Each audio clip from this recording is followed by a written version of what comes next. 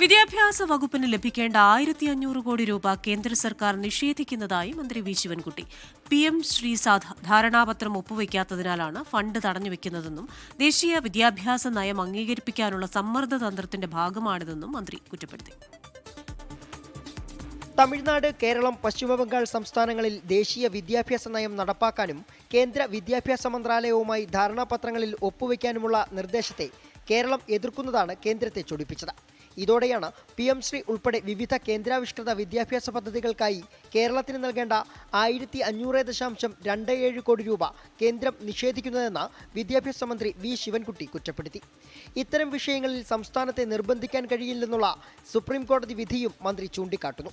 NCERT general കൗൺസിലും കേന്ദ്ര വിദ്യാഭ്യാസ മന്ത്രി ധർമ്മേന്ദ്ര പ്രധാനെയും കേരളത്തിന്റെ ആശങ്കകൾ ധരിപ്പിച്ചിട്ടും നടപടി ഉണ്ടായില്ല. കേരളത്തിനുള്ള ധനസഹായം തടഞ്ഞുവെക്കാനുള്ള കേന്ദ്ര വിദ്യാഭ്യാസ മന്ത്രാലയത്തിന്റെ തീരുമാനത്തിനെതിരെ നിയമ നടപടികളുമായി മുന്നോട്ടു പോകുമെന്ന് മന്ത്രി വാർത്താക്കുറിപ്പിൽ അറിയിച്ചു. ദേശീയ വിദ്യാഭ്യാസ നയത്തിൽ സമാന ആശങ്കകൾ പങ്കിടുന്ന തമിഴ്നാടുമായി കേരളം പ്രാഥമിക ചർച്ചകളും ആരംഭിച്ചു. ഇരു സംസ്ഥാനങ്ങളിലെയും വിദ്യാഭ്യാസ മന്ത്രിമാർ ഉടൻ കൂടിക്കാഴ്ച നടത്തുമെന്നും മന്ത്രി അറിയിച്ചു. 24 തിരുവനന്തപുരം.